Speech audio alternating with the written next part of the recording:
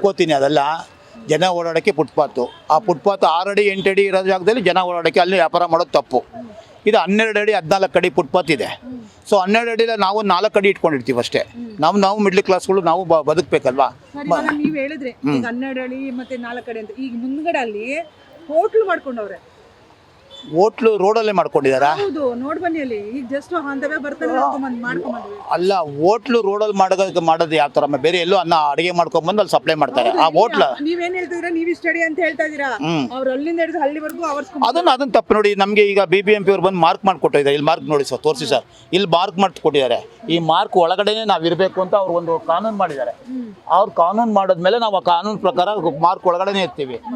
ಏನಕ್ಕೆ ನೀವು ಇಲ್ಲಿಗೆ ಬರ್ತಾರೆ ಫುಟ್ಪಾತ್ ವ್ಯಾಪಾರ ಮಾಡ್ತಾರೆ ಅಂದ್ರೆ ಮಿಡ್ಲ್ ಕ್ಲಾಸ್ಗಳಿಗೆ ಚೀಪಾಗಿ ಸಿಗತ್ತೆ. ನೋಡಿ, ನಾನು ಮಾರ್ತಾ ಇರೋದು 250 ರೂಪಾಯಿ, ಅಂಗಡಿನಲ್ಲಿ 400 ರೂಪಾಯಿ. ಅವ್ರ ಕಂಪೇರ್ ಮಾಡ್ಕೊಂಡು ಅವ್ರು ತಗೋತಾರೆ. ಇರ್ಬೋದು ಕ್ವಾಲಿಟಿನೂ ಅವ್ರಿಗೆ ಬಡ್ಜೆಟ್ ಫ್ರೆಂಡ್ಲಿಯಾಗಿ ಸಿಗತ್ತಾ, ಅದನ್ನ ಮಾಡ್ತೀವಿ. ಮತ್ತು ಇನ್ನೊಂದು, ನೀವು ಹೇಳ್ತೀರಾ ಫುಟ್ಪಾತ್ ಅಂಗಡಿ ಇಡಬಾರ್ದು, ಒಪ್ಕೋತೀನಿ. ಫುಟ್ಪಾತಲ್ಲೇ ಗಾಡಿ ನಿಲ್ಲಿಸ್ತಾರೆ. ಮನೆ ಮುಂದೆ ಯಾರು ಮನೆ ಒಳಗಡೆ ಗಾಡಿ ನಿಲ್ಸೋಕೆ ಪಾರ್ಕಿಂಗ್ ಮಾಡೋಕ್ಕೆ ಜಾಗ ಇಲ್ಲ. ಎಲ್ಲರೂ ಕೋಣೆ ಮನೆ ಮಾಡ್ಕೊಂಡಿದ್ದಾರೆ. ಎಲ್ಲ ದೊಡ್ಡ ಮನೆಯವರು 2 ಕಾರ್ ಇಟ್ಕೊಂಡಿದ್ರು, ಮನೆ ಮುಂದೆನೇ ನಿಲ್ಲಿಸೋದು. ಅದು ಫುಟ್ಪಾತೆ. ಅದೇನು ಅವ್ರ ಮನೆ ಸೊತ್ತಲ್ಲ. 24 ಅವರ್ಸು ಅಲ್ಲೇ ನಿಂತಿರುತ್ತೆ. ಅದನ್ನು ಯಾರೂ ಪ್ರಶ್ನೆ ಮಾಡಲ್ಲ. ಕೃಷ್ಣ ಬೈರೇಗೌಡರು ಪ್ರಶ್ನೆ ಮಾಡಲ್ಲ. ಯಾವುದೇ ಮನೆಗಳಲ್ಲಾಗಲಿ ಕಾರ್ ಪಾರ್ಕಿಂಗ್ ಇರೋ ಮನೆ ತೋರಿಸಿ. 100ಕ್ಕೆ 10 ಮನೇಲಿ ಕಾರ್ ಪಾರ್ಕಿಂಗ್ ಇದೆ. ಮಿಕ್ಕಿ 90 ಮನೆ ರೋಡಲ್ಲೇ ನಿಲ್ಲಿಸ್ಬೇಕು. ನಮ್ಮ ಮನೆ ಬಾಡಿಗೆ ಮನೆ ಮಾಡಿದ್ದೀನಿ, ನಾನು ರೋಡಲ್ಲೇ ನಿಲ್ಲಿಸ್ಬೇಕು. ಬಾಡಿಗೆ ಮನೆಯವ್ರು ಯಾರು ಒಳಗಡೆ ನನಗೆ ಪಾರ್ಕಿಂಗ್ ಕೊಡೋದಿಲ್ಲ. ನಾನು ಫಸ್ಟ್ ಫ್ಲೋರಲ್ಲಿ ಇದ್ದೀನಿ, ಎಲ್ಲ ರೋಡಲ್ಲೇ ನಿಲ್ಲಿಸ್ತೀನಿ. ಅದೆಲ್ಲ ಲೀಗಲ್ ಆಗಿದೆ. ಅವಾಗ ಮತ್ತೆ ವ್ಯಾಪಾರ ಮಾಡೋದು ಮಾತ್ರ ಯಾಕೆ ಇಲ್ಲೀಗಲ್ಲು ಅಂತ ಒಪ್ಕೋತೀನಿ. ಓಡಾಡೋಕ್ಕೆ ಅದಕ್ಕೆ ನೋಡಿ ಫುಲ್ ಜಾಗ ಕೊಟ್ಟಿದ್ದು. ಮತ್ತು ಇನ್ನೊಂದು ಏನು ಗೊತ್ತಾ, ಗಾಂಧಿ ಬಜಾರು, ಮಡಿವಾಳ ಅಂತ ವೆಂಡಿಂಗ್ ಝೋನ್ ಅಂತ ಅವಾಗಲೇ ಮಾಡಿಬಿಟ್ರು. ಕೃಷ್ಣ ಬೈರೇಗೌಡರು ಬರೋಕ್ಕೆ ಮುಂಚೆನೇ BJP ಗೌರ್ಮೆಂಟ್ ಇದ್ದಾಗ ಗರುಡಾಚಾರ್ಯರು ಇದು ಇಷ್ಟಕ್ಕೆ ವೆಂಡಿಂಗ್ ಝೋನ್ ಅಂತ ಡಿಕ್ಲೇರ್ ಮಾಡಿ ಇದಕ್ಕೆ ಫುಟ್ಪಾತ್ ಇಷ್ಟು ಅಗಲ ಮಾಡಿದ್ರು.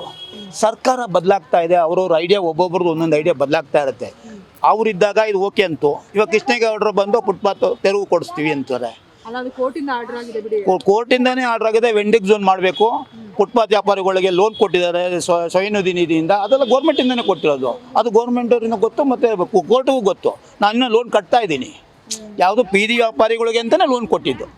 ಸೊ ಅದು ರಾಹುಲ್ ಗಾಂಧಿ ಅವರು ಇಲ್ಲಿ ಕ್ಯಾನ್ವಸಿಗೆ ಬಂದಾಗ ಬೀದಿ ವ್ಯಾಪಾರಿಗಳಿಗೆ ಒಳ್ಳೇದು ಮಾಡಿಕೊಡ್ತೀವಿ ಅಂತ ಜಯನಗರದಲ್ಲಿ ಕೂಡಿಸ್ಕೊಂಡು ಒಂದು ಮೀಟಿಂಗೇ ಮಾಡಿದ್ರು. ಈಗ ಕೋರ್ಟ್ ಆರ್ಡ್ರು ಅಂತಾರೆ. ಕೋರ್ಟ್ ಆರ್ಡ್ರು ಒಪ್ಕೋತೀನಿ, ನಮ್ಮ ಗೌರವ ಕೊಡಬೇಕು.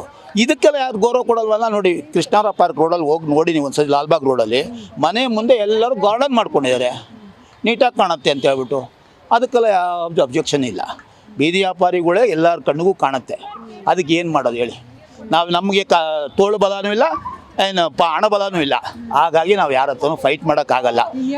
ನೀವು ನಮಗೇನಾದ್ರು ವಯಸ್ಸಾಯ್ತು ಅಷ್ಟೇ, ಇನ್ಯಾವ ಬಲನೂ ಇಲ್ಲ. ಹಾಗಾಗಿ ನೀವೇ ಮೀಡಿಯಾದವರೇ, ನೀವು ಸ್ವಲ್ಪ ನಮಗೆ ಏನು ಮಾಡಬೇಕು ಅಂತ ನೀವೇ ಒಂದು ಮಾಡ್ಬೋದು. ಊರು ಬಿಟ್ಟು ಹೋಗ್ಬೇಕಾ? ಇಲ್ಲ ಅವರೆಲ್ಲ ಇಲ್ಲೀಗಲ್ ಅಂತಾರೆ. ಸೆಲ್ಲರಲ್ಲಿ ಪಾರ್ಕಿಂಗ್ ಇರಬೇಕು. ಯಾವ ಸೆಲ್ಲರಲ್ಲ ಒಂದು ಅಂಗಡಿ ಪಾರ್ಕಿಂಗ್ ಇದೆಯಾ? ಎಲ್ಲ ಶಾಪ್ ಮಾಡ್ಕೊಂಡಿದ್ದಾರೆ. ಎಲ್ಲ 1 ಲಕ್ಷ ಬಾಡಿಗೆ ತೊಗೋತಾ ಇದ್ದಾರೆ. ಅದೆಲ್ಲ ಸರ್ಕಾರ ಕಾಣಿಸೋದಿಲ್ವಾ? ಕಾಣಿಸುತ್ತಲ್ವ ಮೇಡಮ್? ಕಾಣಿಸುತ್ತಾನೆ. ಮತ್ತು ಅದನ್ನು ಯಾಕೆ ಕೈ ಮಡಗಲ್ಲ? ಎಲ್ಲ ಹಣವಂತರ ಬಲ. ಇದು ಬೀದಿ ವ್ಯಾಪಾರಿಗಳಲ್ವಾ? ಹೆಂಗೆ ಹೊಡೆದ್ರು ಓಡಿಸ್ಕೋತಾರೆ, ಹೆಂಗೆ ಓಡಿಸಿದ್ರು ಓಡಿಸ್ಕೋತಾರೆ.